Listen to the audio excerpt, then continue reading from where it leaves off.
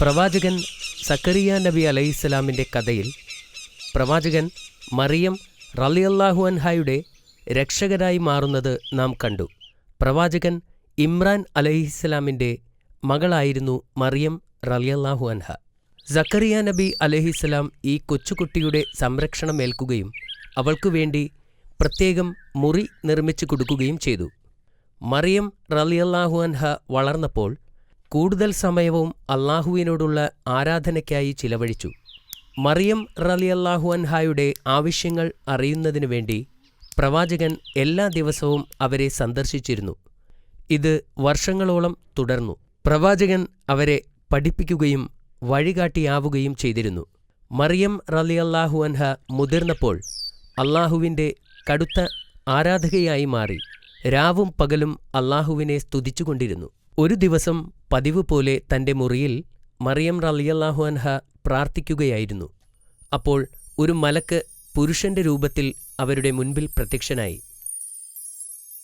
മറിയം റളിയല്ലാഹു അൻഹ ഭയന്നുപോയി. അയാൾ അവരെ ഉപദ്രവിക്കാൻ വന്നതാണെന്ന് കരുതി അവർ ഉച്ചത്തിൽ പറഞ്ഞു, നിങ്ങളിൽ നിന്ന് ഞാൻ അള്ളാഹുവിനോട് അഭയം തേടുന്നു. നിങ്ങൾ അള്ളാഹുവിനെ ഭയക്കുക.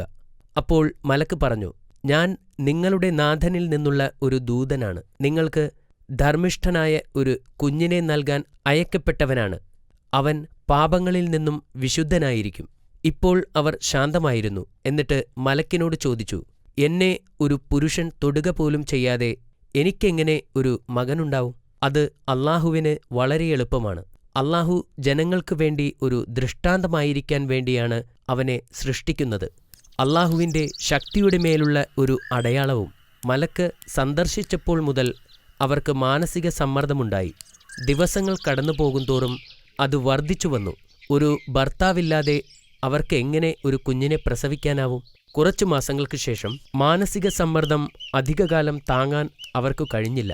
ഗർഭപാത്രത്തിൻ്റെ ഭാരവും താങ്ങി എങ്ങോട്ടെന്നറിയാതെ അവർ നഗരം വിട്ടു യാത്രയായി. അവർ അധിക ദൂരം പോയില്ലായിരുന്നു.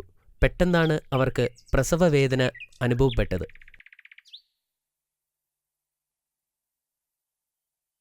അവർ ഉണങ്ങിയ ഈന്തപ്പനയുടെ നേരെയിരുന്നു. അവർ ഒരു മകനെ പ്രസവിച്ചു. മറിയം റളിയല്ലാഹു അൻഹ തൻ്റെ പിഞ്ചു കുഞ്ഞിൻ്റെ മുഖത്തു നോക്കിയപ്പോൾ അവർക്ക് വിഷമമുണ്ടായി. പിതാവില്ലാത്ത ഈ കുഞ്ഞിനെ ഞാൻ എങ്ങനെ ഈ ലോകത്തേക്ക് കൊണ്ടുപോകും?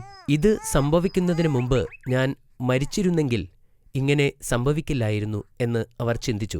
പെട്ടെന്ന് ഒരു മലക്കിൻ്റെ ശബ്ദം കേട്ടു. ദുഃഖിക്കാതിരിക്കുക. ആ ശബ്ദം പറഞ്ഞു, അള്ളാഹു നിങ്ങൾക്ക് താഴെ ഒരു നദി സൃഷ്ടിച്ചിട്ടുണ്ട്. നിങ്ങൾക്ക് മുൻപിലുള്ള ഈ മരം കുലുക്കുക. അപ്പോൾ പാകമായ പഴങ്ങൾ താഴെ വീഴും. അത് കഴിക്കുകയും വെള്ളം കുടിക്കുകയും ചെയ്യുക. അപ്പോൾ നിങ്ങൾക്ക് നഷ്ടപ്പെട്ട ശക്തി തിരിച്ചു കിട്ടും. അള്ളാഹുവിങ്കിൽ നിന്നുള്ള അനുഗ്രഹമാകുന്നു അത്.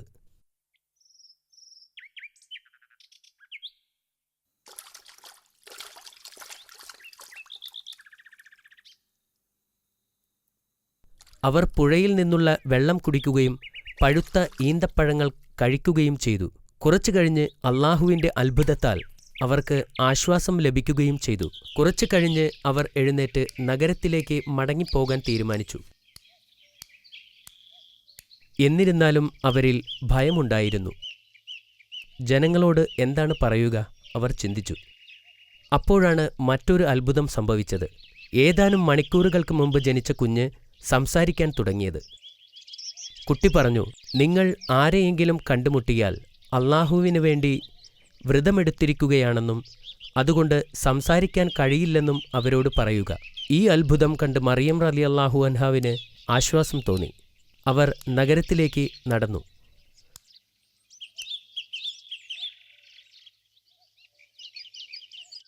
അവർ പ്രതീക്ഷിച്ചതുപോലെ അവരുടെ കൈകളിൽ ഒരു കുഞ്ഞുമായി നഗരത്തിലെത്തിയപ്പോൾ ജനങ്ങൾക്ക് ജിജ്ഞാസയായി. നിങ്ങൾ ഒരു വലിയ പാപം ചെയ്തിരിക്കുന്നു. ജനങ്ങൾ അവരെ ശാസിച്ചു. എന്നാൽ അവർ ശാന്തത പാലിച്ചു. അവർ അവരുടെ വിരൽ ചുണ്ടുകളിൽ വച്ച് അവർക്ക് സംസാരിക്കാൻ കഴിയില്ല എന്ന് ആംഗ്യഭാഷയിലൂടെ കുഞ്ഞിനെ ചൂണ്ടിക്കൊണ്ട് പറഞ്ഞു. ജനങ്ങൾ രോഷാകുലരായി. ഞങ്ങൾ എങ്ങനെ ഈ കുഞ്ഞിനോട് സംസാരിക്കും? എന്നാൽ കുട്ടി സംസാരിക്കാൻ തുടങ്ങിയപ്പോൾ ജനങ്ങൾ അമ്പരന്നു. കുട്ടി മെല്ലെ സംസാരിച്ചു. ഞാൻ ദൈവത്തിൻ്റെ അടിമയാണ്. അള്ളാഹു എനിക്ക് ഒരു ഗ്രന്ഥം നൽകുകയും എന്നെ അവൻ പ്രവാചകനാക്കുകയും ചെയ്തിരിക്കുന്നു. എനിക്ക് ബോധനം വന്നു കിട്ടിയതിനു ശേഷം അവരെനിക്ക് ജന്മം നൽകി. ഞാൻ ജനിച്ച ദിവസവും മരിക്കുന്ന ദിവസവും ജീവനോടെ എഴുന്നേൽപ്പിക്കപ്പെടുന്ന ദിവസവും എനിക്ക് സമാധാനം. കുഞ്ഞു സംസാരിച്ചുകൊണ്ടിരുന്നപ്പോൾ ആളുകൾ ആശ്ചര്യത്തോടെ നോക്കിയിരുന്നു. ഇതൊരു അസാധാരണ കുഞ്ഞാണെന്നും അത് അള്ളാഹുവിന്റെ ശക്തിയാണെന്നും ആളുകൾ മനസ്സിലാക്കി. കുട്ടിയുടെ സംസാരത്തെ വിചിത്രമായ ഒരു തമാശയായി ചിലർ കരുതിയിരുന്നു. മറിയം റളിയല്ലാഹു അൻഹയ്ക്ക് ഇപ്പോൾ പ്രയാസങ്ങളില്ലാതെ നഗരത്തിൽ താമസിക്കുവാൻ കഴിഞ്ഞിരുന്നു. മറിയം റളിയല്ലാഹു അൻഹാവിന്റെ കഥ കേട്ടപ്പോൾ യൂസഫ് നബി വലിയ അത്ഭുതത്തോടുകൂടി ഇങ്ങനെ പറഞ്ഞു: ഒരു വിത്തില്ലാതെ ഒരു വൃക്ഷം വളരുമോ? അദ്ദേഹം അവരോട് ചോദിച്ചു. അതെ, അവർ മറുപടി നൽകി. ആദ്യ തവണ അള്ളാഹു സൃഷ്ടിച്ചതിനൊന്നും വിത്തില്ലായിരുന്നു. പിന്നെ അദ്ദേഹം വീണ്ടും ചോദിച്ചു, ഒരു പങ്കാളിയില്ലാതെ ഒരു കുട്ടിയെ പ്രസവിക്കാൻ സാധിക്കുമോ? അതെ. മറിയം റളിയല്ലാഹു അൻഹ മറുപടി പറഞ്ഞു. അള്ളാഹു ആദം നബിയെ സൃഷ്ടിച്ചപ്പോൾ സ്ത്രീയോ പുരുഷനോ ഇല്ലായിരുന്നു. ഈസാ നബി വളരുന്നതനുസരിച്ച് അദ്ദേഹത്തിന്റെ പ്രവചനശക്തിയും വളർന്നു. അത്താഴത്തിന് അദ്ദേഹത്തിന്റെ കൂട്ടുകാർ എന്തു ഭക്ഷണമാണ് കഴിക്കാൻ പോകുന്നതെന്നും അവർ ഒളിച്ചുവച്ചിരിക്കുന്ന സാധനങ്ങൾ എവിടെയാണെന്നും അദ്ദേഹത്തിന് പറയാൻ കഴിയുമായിരുന്നു. അദ്ദേഹത്തിന് 12 വയസ്സുള്ളപ്പോൾ അദ്ദേഹം തന്റെ മാതാവിനോടൊപ്പം ജെറുസലേമിലേക്ക് പോയി. അവർ പ്രാർത്ഥനാലയത്തിലെത്തിയപ്പോൾ മറിയം റളിയല്ലാഹു അൻഹാവിന്റെ കയ്യിൽ നിന്നും വിട്ട് ഈസാ നബി അവിടെ ചുറ്റിത്തിരിഞ്ഞു. അദ്ദേഹം അലഞ്ഞുതിരിഞ്ഞ് ഒരു മുറിയിലെത്തിയപ്പോൾ അവിടെ കുറെ ആളുകൾ ഒരു പുരോഹിതന്റെ പ്രഭാഷണം കേൾക്കുകയായിരുന്നു. അവിടെ ഇരിക്കുന്നവരെല്ലാം മുതിർന്നവരായിരുന്നെങ്കിലും പ്രവാചകന് അവരോടൊപ്പം ഇരിക്കാൻ ഭയം തോന്നിയില്ല. കുറച്ചുനേരം അവരുടെ പ്രഭാഷണം ശ്രദ്ധിച്ച ശേഷം അദ്ദേഹം എഴുന്നേറ്റ് നിന്ന് ചോദ്യങ്ങൾ ചോദിക്കാൻ തുടങ്ങി. പഠിപ്പിച്ചുകൊണ്ടിരുന്ന പുരോഹിതന്മാരെ അദ്ദേഹത്തിന്റെ ചോദ്യങ്ങൾ അസ്വസ്ഥരാക്കി. കാരണം അവർക്ക് അതിനുത്തരം നൽകാൻ കഴിയില്ലായിരുന്നു. പുരോഹിതന്മാർ അദ്ദേഹത്തെ നിശബ്ദനാക്കാൻ ശ്രമിച്ചു. പക്ഷേ നബി അവരെ അവഗണിച്ചു. അദ്ദേഹം ചോദ്യങ്ങൾ തുടരുകയും അദ്ദേഹത്തിന്റെ അഭിപ്രായം പ്രകടിപ്പിക്കുകയും ചെയ്തു. ഈ വാദപ്രതിവാദത്തിൽ മുഴുകിയതുകൊണ്ട് അദ്ദേഹം തന്റെ മാതാവിന്റെ കാര്യം മറന്നുപോയി. ഇതിനിടയിൽ മറിയം റളിയല്ലാഹു അൻഹ വീട്ടിലേക്ക് പോയി. അവരുടെ മകൻ അവരുടെ ബന്ധുക്കളുമായോ സുഹൃത്തുക്കളുമായോ വീട്ടിലേക്ക് പോയിട്ടുണ്ടാകുമെന്ന് അവർ കരുതി. എന്നാൽ വീട്ടിലെത്തിയപ്പോൾ മകൻ തിരിച്ചെത്തിയിട്ടില്ലെന്ന് അവർക്ക് മനസ്സിലായി. അവർ അദ്ദേഹത്തെ കണ്ടെത്തുവാൻ പട്ടണത്തിലേക്ക് ഓടി. അവർ മണിക്കൂറുകളോളം അദ്ദേഹത്തെ തിരഞ്ഞു. ഒടുവിൽ പുരോഹിതന്മാർക്കിടയിൽ ആശയവിനിമയം നടത്തുകയും അവരുമായി ചർച്ച ചെയ്യുകയും ചെയ്യുന്ന മകനെ അവർ കണ്ടു. മറിയം റളിയല്ലാഹു അൻഹയ്ക്ക് അദ്ദേഹത്തോട് വലിയ ദേഷ്യം തോന്നി. കാരണം അവർ കുറെ വിഷമിച്ചിരുന്നു. എന്നാൽ പ്രവാചകൻ ശാന്തനായി പറഞ്ഞു, പുരോഹിതന്മാരോടൊപ്പം വാദപ്രതിവാദം നടത്തുമ്പോൾ സമയം ഒരുപാട് പോയത് ഞാൻ അറിഞ്ഞില്ല. ഈസാ നബി അലൈഹിസ്സലാം തൗറാത്ത് വളരെ ആവേശത്തോടെ വായിക്കുകയാണ്. അദ്ദേഹത്തിന് അള്ളാഹുവിനോട് കടുത്ത ആരാധനയാണ്. അദ്ദേഹം തൗറാത്തിന്റെ നിയമങ്ങൾ പിൻപറ്റിയാണ് ജീവിക്കുന്നത്. സബത്തിന്റെ ദിവസം അദ്ദേഹം പ്രാർത്ഥനാലയത്തിലേക്ക് പോവുകയായിരുന്നു. പ്രവാചകൻ മൂസ അലൈഹിസ്സലാം ശനിയാഴ്ച ദിവസങ്ങളിൽ പള്ളിയിൽ വന്ന് അള്ളാഹുവിനെ ആരാധിക്കുവാൻ നിർദ്ദേശിച്ചിരുന്നു. എന്നിരുന്നാലും സബത്തിന്റെ ദിവസം പള്ളിയിൽ പോകാൻ ജനങ്ങൾ കുറെ നാളായി ആരും തന്നെ വരില്ലായിരുന്നു. പുരോഹിതന്മാർ 100 കണക്കിന് കാര്യങ്ങൾ നിയമവിരുദ്ധമായി ആവശ്യപ്പെട്ടിരുന്നതുകൊണ്ടാണ് ഇത്. ഒന്ന് സങ്കൽപ്പിക്കുക, മരിക്കാൻ കിടക്കുന്ന ഒരു രോഗി ഒരു വൈദ്യനെ വിളിക്കുന്നത് നിയമവിരുദ്ധമായി കണക്കാക്കി. രോഗി കഴിക്കുന്നതും കുടിക്കുന്നതും മുടി വൃത്തിയാക്കുന്നതുമെല്ലാം പാപമായി കണക്കാക്കി. പക്ഷേ പ്രവാചകൻ അവരുടെ നിയമങ്ങൾ പാലിച്ചില്ല. വിശക്കുന്ന ഒരു കുട്ടിക്ക് അദ്ദേഹം ഒരു പഴം പറിച്ചു നൽകി. ഇത് കണ്ട് പുരോഹിതന്മാർ ദേഷ്യം കൊണ്ട് മുഖം ചുളിച്ചു. വൃദ്ധയായ ഒരു സ്ത്രീക്ക് തണുപ്പിൽ നിന്ന് രക്ഷ നേടാൻ അദ്ദേഹം തീ കത്തിച്ചു കൊടുത്തു. ഇത് സബത്ത് നിയമത്തിന്റെ ലംഘനമായി കണക്കാക്കപ്പെട്ടിരുന്നു. ഒടുവിൽ പ്രവാചകൻ ആരാധനാലയത്തിൽ എത്തിയപ്പോൾ അമ്പരന്നു പോയി. 25,000-ത്തിലധികം പുരോഹിതന്മാർ അതിനകത്തുണ്ടായിരുന്നു. എല്ലാവരും ആരാധനാലയത്തിൽ നിന്ന് മാത്രം സമ്പാദിച്ച് ജീവിക്കുന്നവർ. സന്ദർശകരെക്കാളും കൂടുതൽ പുരോഹിതന്മാരാണെന്നറിഞ്ഞപ്പോൾ പ്രവാചകൻ അത്ഭുതപ്പെട്ടു. അവിടമാകെ ആടുകളെക്കൊണ്ടും പ്രാവുകളെക്കൊണ്ടും നിറഞ്ഞിരുന്നു. യാഗമർപ്പിക്കുന്നതിനു വേണ്ടി ജനങ്ങൾക്ക് വിൽക്കാൻ വച്ചിരിക്കുന്നവയായിരുന്നു അത്. ആരാധനാലയത്തിനകത്തുള്ള ഓരോ പടിയും സന്ദർശകരുടെ പണം ചിലവിട്ടാണ് ഉണ്ടാക്കിയിരുന്നത്. പുരോഹിതന്മാർ പണത്തെയല്ലാതെ മറ്റൊന്നിനെയുമല്ല ആരാധിച്ചിരുന്നതെന്ന് മനസ്സിലായപ്പോൾ പ്രവാചകന് ദുഃഖം തോന്നി. പുരോഹിതന്മാർ ഒരു ചന്തയിലെന്ന പോലെയാണ് പ്രവർത്തിച്ചിരുന്നത്. പാവപ്പെട്ട ആളുകൾക്ക് പ്രാവിൻ്റെയും ആടുകളുടെയും വില താങ്ങാൻ കഴിയാതെ ഓടിപ്പോകുന്നതും പ്രവാചകൻ കണ്ടു. പുറത്ത് ആയിരക്കണക്കിന് ആളുകൾ പട്ടിണി കിടക്കുമ്പോൾ പുരോഹിതന്മാർ ആരാധനാലയത്തിനുള്ളിൽ ധാരാളം സാധനങ്ങൾ യാഗം നടത്തി കത്തിച്ചു കളയുന്നത് എന്തിനെന്നോർത്ത് പ്രവാചകൻ വിഷമിച്ചു. ഒരു രാത്രിയിൽ മഹത്തായ 2 പ്രവാചകന്മാരായ യഹ്യ അലൈഹിസ്സലാമും സക്കരിയ അലൈഹിസ്സലാമും ഭരണാധികാരികളാൽ കൊല്ലപ്പെട്ടു. ആ രാത്രിയിൽ വെളിപാട് ഈസാ നബി അലൈഹിസ്സലാമിന്റെ മേൽ ഇറങ്ങിവന്നു. ഇസ്രായേൽ ജനത്തെ വിളിച്ചുകൂട്ടി ഉത്ബോധിപ്പിക്കാൻ അല്ലാഹു പ്രവാചകനോട് കൽപ്പിച്ചു. ലളിത ജീവിതം നയിച്ചിരുന്ന പ്രവാചകൻ അത് അവസാനിപ്പിച്ചു. ഈസാ നബിയുടെ ജീവിതത്തിൽ ആരാധനയും സമരവും ആരംഭിച്ചു. അദ്ദേഹം എതിരാളികളെപ്പോലെ നിലവിലുള്ള നിയമത്തെ തള്ളിപ്പറയുകയും മൂസാ നബി അലൈഹിസ്സലാമിന്റെ നിയമത്തെ ശക്തിപ്പെടുത്തുകയും ചെയ്തു. പ്രവാചകൻ തന്റെ ജനത്തെ ശ്രേഷ്ഠമായ വാക്കുകളിലൂടെയും പ്രവർത്തനങ്ങളിലൂടെയും ലളിത ജീവിതം നയിക്കാൻ ആവശ്യപ്പെട്ടു. 10 കൽപ്പനകൾ അവർ ഉദ്ദേശിക്കുന്നതിലും കൂടുതൽ മൂല്യമുള്ളതാണെന്ന് പുരോഹിതന്മാരെ മനസ്സിലാക്കാൻ പ്രവാചകൻ ശ്രമിച്ചു. ഉദാഹരണമായി 5-ാമത്തെ കൽപ്പനയിൽ ശാരീരിക കൊലപാതകം നടത്തുക മാത്രമല്ല, എല്ലാ തരത്തിലുള്ള ശാരീരികമോ മാനസികമോ ആത്മീയമോ ആയ എല്ലാ കൊലപാതകങ്ങളും നിരോധിച്ചിരിക്കുന്നു. അദ്ദേഹത്തിന്റെ ഉപദേശങ്ങൾ പുരോഹിതന്മാരെ ശല്യപ്പെടുത്തിയിരുന്നു. പ്രവാചകന്റെ ഓരോ വാക്കും അവരുടെ ഇപ്പോഴത്തെ അവസ്ഥയ്ക്ക് ഭീഷണിയായിരുന്നു. അവരുടെ ഓരോ ദുഷ്പ്രവൃത്തിയും വെളിപ്പെട്ടുകൊണ്ടിരുന്നു. പുരോഹിതന്മാർ പ്രവാചകനെതിരെ പൊരുതാൻ തുടങ്ങി. ഒരിക്കൽ അവർ വ്യഭിചാരാരോപണം നടത്തിയ ഒരു സ്ത്രീയെ തടവിലാക്കി. അപ്പോൾ അവർ ഈസാ നബിയെ വിളിച്ചു അദ്ദേഹത്തിന്റെ അഭിപ്രായം ചോദിച്ചു.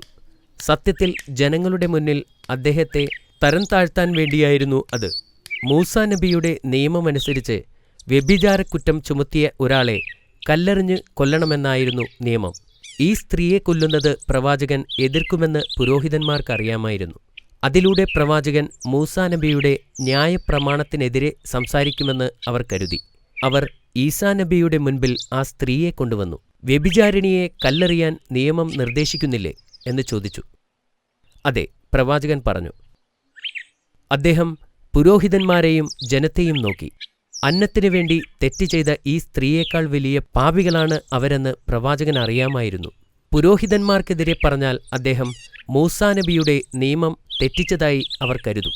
ഇത് പുരോഹിതന്മാരുടെ ആസൂത്രണമാണെന്ന് അദ്ദേഹത്തിന് മനസ്സിലായിരുന്നു. അപ്പോൾ അദ്ദേഹം ജനങ്ങളുടെ നേരെ പുഞ്ചിരിയോടെ നോക്കി ഉച്ചത്തിൽ പറഞ്ഞു, നിങ്ങളിൽ പാപം ചെയ്യാത്തവർ അവളെ കല്ലെറിയട്ടെ. ഇത് കേട്ടപ്പോൾ പുരോഹിതന്മാർ അത്ഭുതപ്പെട്ടു. ചുറ്റും നിൽക്കുന്ന ആളുകൾ ഒന്നും മിണ്ടുന്നില്ല.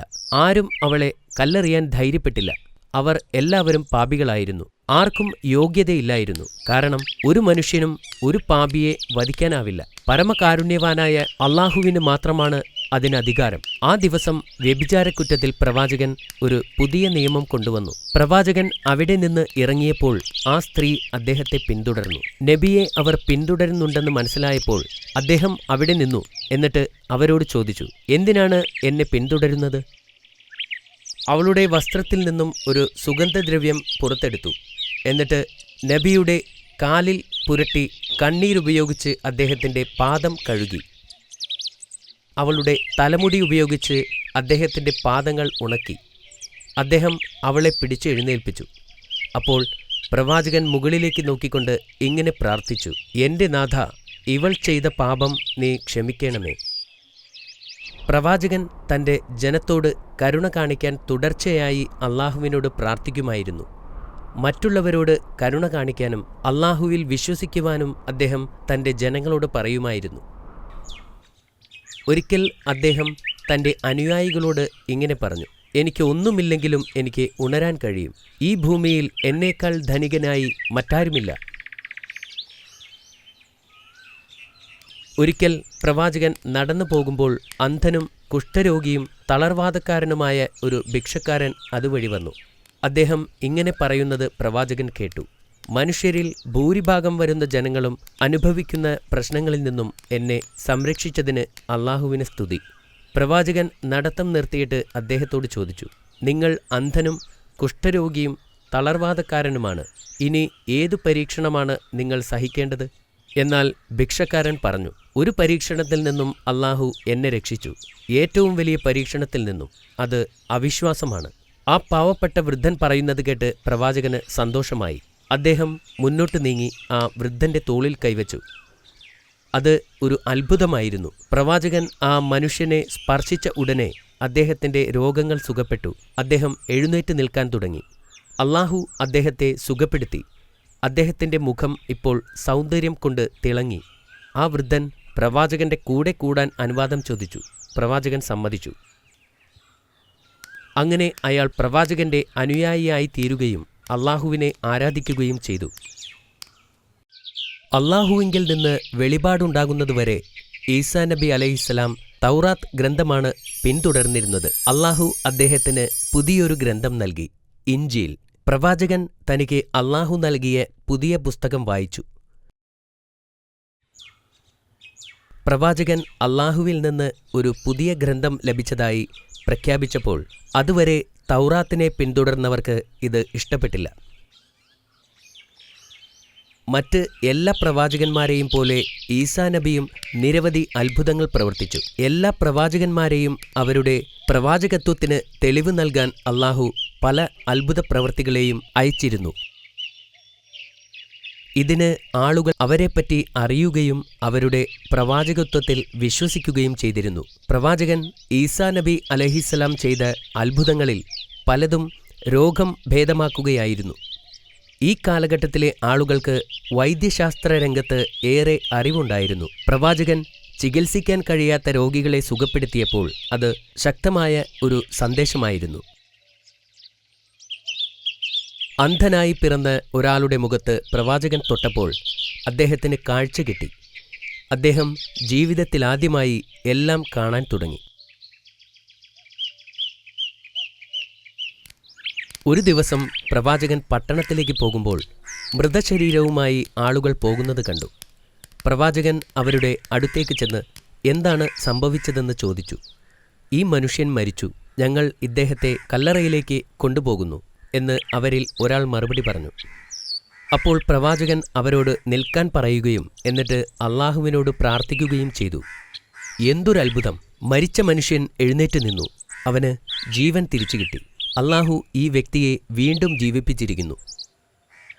ഒരിക്കൽ പ്രവാചകൻ തന്റെ അനുയായികളോട് 30 ദിവസം ഉപവാസം അനുഷ്ഠിക്കാൻ ആവശ്യപ്പെട്ടു. അവർ സമ്മതിക്കുകയും അവർ ഉപവാസം ആരംഭിക്കുകയും ചെയ്തു. 30 ദിനരാത്രങ്ങൾ ഉപവസിച്ചതിനു ശേഷം ശിഷ്യന്മാർ അദ്ദേഹത്തോടൊപ്പം മരുഭൂമിയിൽ പോയി. പ്രവാചകൻ പോകുന്നിടത്ത് ആയിരക്കണക്കിന് ആളുകൾ അനുഗമിക്കുന്നത് സാധാരണമായിരുന്നു. അനുയായികളിൽ പലരും രോഗബാധിതരായിരുന്നു. പ്രവാചകൻ അവരെ സുഖപ്പെടുത്തുമെന്ന് അവർ വിശ്വസിച്ചു. ഒരു സംഘം ആളുകൾ പ്രവാചകന്റെ പഠിപ്പിക്കലിന് എതിരായിരുന്നു. പ്രവാചകൻ എവിടെ പോയാലും അവരും കൂടെ പോകും. അവർ കൂടെ പോയിരുന്നത് അദ്ദേഹത്തെ പരിഹസിക്കാനും അവസരം കിട്ടുമ്പോഴെല്ലാം അദ്ദേഹത്തെ നിന്ദിക്കാനുമായിരുന്നു. 30 ദിവസത്തെ ഉപവാസത്തിനു ശേഷം സത്യനിഷേധികൾ പ്രവാചകനോട് ചോദിച്ചു, ആകാശത്ത് നിന്ന് ഭക്ഷണം ലഭിക്കുമായിരുന്നെങ്കിൽ അവരുടെ ഉപവാസം അള്ളാഹു സ്വീകരിച്ചു എന്ന് ഉറപ്പാക്കാമായിരുന്നു. അവർ ഉപവാസം അവസാനിപ്പിക്കുന്ന ആ ദിവസം എന്തെങ്കിലും ഒരു പ്രത്യേക ഭക്ഷണം കഴിക്കാൻ അവർ ആഗ്രഹിച്ചു. അവർക്ക് വേണ്ടത്ര പരിചരണം ആവശ്യമാണെന്നും അവർ പറഞ്ഞു. അവിടെ ആയിരക്കണക്കിന് ആളുകളുണ്ടായിരുന്നു. അവിശ്വാസികൾക്കറിയാമായിരുന്നു അവർ ആവശ്യപ്പെട്ട കാര്യങ്ങൾ പ്രവാചകന് ഒരിക്കലും സാധിക്കാൻ കഴിയില്ലെന്ന്. പ്രവാചകൻ അവരുടെ ആവശ്യങ്ങൾ അംഗീകരിച്ചു. എന്നിട്ട് അല്പം അകലെ മാറിയിരുന്നു അള്ളാഹുവിനോട് പ്രാർത്ഥിച്ചു. എന്തൊരത്ഭുതം! പ്രവാചകന്റെ പ്രാർത്ഥന അള്ളാഹു സ്വീകരിച്ചു. ആകാശത്ത് നിന്ന് ധാരാളം ഭക്ഷണം വന്നു. താഴെ ഒരു മേഘവും മുകളിൽ മറ്റൊരു മേഘവും. മലക്കുകൾ ചുറ്റും നിന്നുകൊണ്ട് ഭക്ഷണം താഴോട്ട് കൊണ്ടുവന്നു. സാവധാനത്തിൽ അത് താഴേക്കെത്തി. ആ സമയത്ത് പ്രവാചകൻ തന്റെ പ്രാർത്ഥനയിൽ മുഴുകിയിരിക്കുകയായിരുന്നു. ആഹാരം പ്രവാചകന്റെ തൊട്ടടുത്തു വന്നു നിന്നു. ഒരു വെളുത്ത തുണികൊണ്ട് അത് മൂടിയിരുന്നു. അല്ലാഹുവിന്റെ നാമത്തിൽ ഏറ്റവും നല്ല സംരക്ഷകൻ എന്ന് പറഞ്ഞുകൊണ്ട് പ്രവാചകൻ മെല്ലെ ആ തുണി എടുത്തു മാറ്റി. മൂടിയിരുന്ന ആ തുണി മാറ്റിയപ്പോൾ ചുറ്റും കൂടുനിന്ന ആളുകൾ അത്ഭുതത്തോടെ അതിലേക്ക് നോക്കി. 7 വലിയ മീനും 7 അപ്പവും വിനാഗിരിയും ഉപ്പും തേനും മറ്റ് പല പഴങ്ങളും ഉണ്ടായിരുന്നു. അതിന് കൊതിപ്പിക്കുന്ന ഒരു സുഗന്ധമുണ്ടായിരുന്നു. അവർ ഇതിനു മുമ്പ് ഇതുപോലെ ഒരു സുഗന്ധം അനുഭവിച്ചിട്ടില്ലായിരുന്നു. ഈസാ നബി അവിശ്വാസികളോട് അതിൽ നിന്നും കഴിക്കാൻ പറഞ്ഞു. താങ്കൾ അതിൽ നിന്നും എടുത്ത് കഴിക്കുന്നത് കണ്ടതിനു ശേഷം മാത്രമേ ഞങ്ങൾ കഴിക്കുകയുള്ളൂ എന്ന് അവർ പ്രവാചകനോട് പറഞ്ഞു. ഇത് ആവശ്യപ്പെട്ടത് നിങ്ങളാണ്, അതുകൊണ്ട് ആദ്യം നിങ്ങൾ കഴിക്കണം, പ്രവാചകൻ അവരോട് ആവശ്യപ്പെട്ടു. പക്ഷേ സത്യനിഷേധികൾ അത് നിരസിച്ചു. അപ്പോൾ പ്രവാചകൻ ദരിദ്രരും രോഗികളും അന്ധരും അംഗവൈകല്യവുമുള്ളവരായ ആളുകളോട് അതിൽ നിന്നും കഴിക്കാൻ ആവശ്യപ്പെട്ടു. അവർ 1000-ഓളം ആളുകളുണ്ടായിരുന്നു. അവരെല്ലാവരും അത് കഴിച്ചു. അപ്പോൾ മറ്റൊരു അത്ഭുതം സംഭവിച്ചു. അതിൽ നിന്ന് ഭക്ഷണം കഴിച്ച എല്ലാ രോഗികളെയും സുഖപ്പെടുത്തി. വികലാംഗരെയും അന്ധന്മാരെയും മറ്റുള്ളവരെയും സംബന്ധിച്ചിടത്തോളം അത് ഒരു അത്ഭുതം തന്നെയായിരുന്നു. സത്യനിഷേധികളെ ആദ്യം ക്ഷണിച്ചിട്ടും അവർ അത് കഴിക്കാൻ വിസമ്മതിച്ചതിൽ അവർ ഇപ്പോൾ ദുഃഖിതരായിരുന്നു. ഈ വാർത്ത അതിവേഗം പരന്നു. ആ വാർത്ത നഗരത്തിലുമെത്തി. ആയിരക്കണക്കിന് ആളുകൾ ഈ ദിവ്യസദ്യയ്ക്ക് സാക്ഷ്യം വഹിക്കാൻ അങ്ങോട്ട് യാത്രയായി. വിരുന്നിൽ പങ്കെടുക്കാൻ ആഗ്രഹിക്കുന്നവരുടെ എണ്ണം ഇപ്പോൾ വളരെ കൂടുതലായിരുന്നു. പ്രവാചകൻ എല്ലാവരോടും ഭക്ഷണം കഴിക്കാൻ പറഞ്ഞു. ദിവസങ്ങൾ കഴിഞ്ഞു. ആദ്യം മുതൽ അവസാനം വരെയുള്ള ഓരോ വ്യക്തിയും വയറു നിറയെ ഭക്ഷണം കഴിച്ചു. ഓരോ ദിവസവും 7000-ഓളം ആളുകൾ ഭക്ഷിച്ചതായി പറയപ്പെടുന്നു.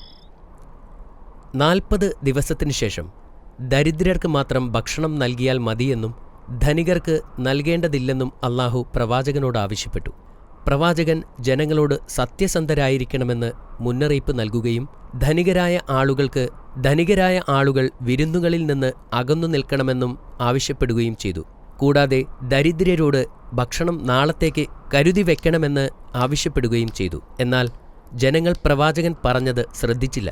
ധനികർ പാവപ്പെട്ടവനായി അഭിനയിച്ചു ഭക്ഷണം കഴിച്ചു. പ്രവാചകന്റെ കൽപ്പനയനുസരിക്കാതെ ദരിദ്രരും ആവശ്യത്തിൽ കൂടുതൽ ഭക്ഷണം കഴിച്ചു. അതിന്റെ ഫലമായി ഭക്ഷണം എവിടെ നിന്നാണോ വന്നത് അങ്ങോട്ട് തന്നെ ഉയർത്തപ്പെട്ടു. ആളുകൾ ഈ അത്ഭുതത്തെക്കുറിച്ച് വർഷങ്ങളോളം സംസാരിച്ചു. അവർക്ക് അല്ലാഹുവിന്റെ അത്ഭുതങ്ങളെക്കുറിച്ച് ബോധ്യപ്പെട്ടു. ഈസാ നബിക്ക് 33 വയസ്സായ സമയത്ത് പുരോഹിതന്മാർക്ക് അദ്ദേഹത്തോട് വൈരാഗ്യമുണ്ടായി.